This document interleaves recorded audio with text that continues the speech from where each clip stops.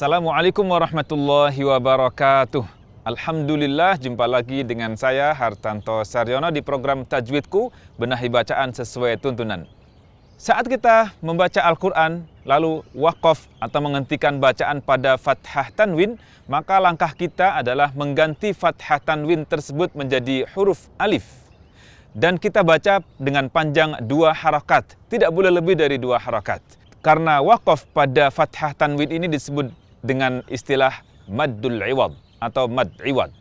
Namun ketika kita waqaf pada tak marbutah, maka kita tidak baca dengan mad iwad, namun kita ubah tak marbutah tersebut menjadi ha bersukun.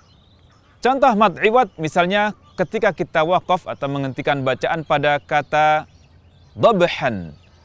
Ketika kita waqaf pada kata dhabhan, maka kita baca menjadi dhabha, menjadi mad iwad dengan panjang 2 harakat. Atau contoh yang lain pada kata qadhan. Jika kita waqaf pada kata qadhan, maka kita baca menjadi qadha 2 harakat. Qadhan menjadi qadha 2 harakat. Atau contoh yang lain, misalnya ketika kita waqaf atau menghentikan bacaan pada kata hudan.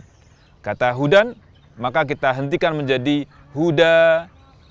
Hudan menjadi huda. Dan contoh yang lain juga ketika kita waqaf pada ma'an. Waqaf pada kata ma'an, kita baca menjadi ma'a, panjang 2 harakat. Dan di sini tetap sebagai mad iwad, bukan mad badal. Meskipun yang dipanjangkan adalah huruf hamzah.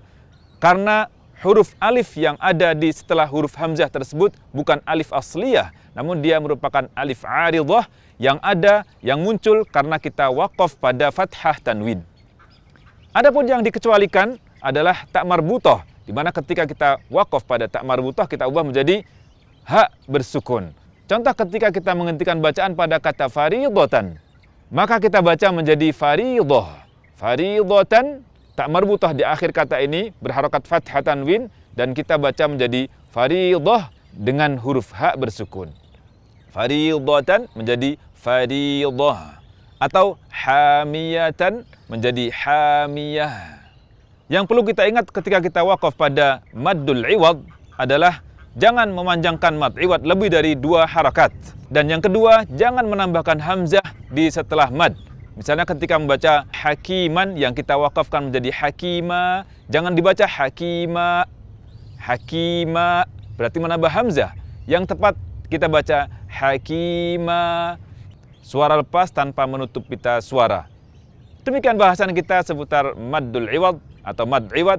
Insya Allah jumpa lagi di program Tajwidku, benahi bacaan sesuai tuntunan episode berikutnya. Wassalamualaikum warahmatullahi wabarakatuh.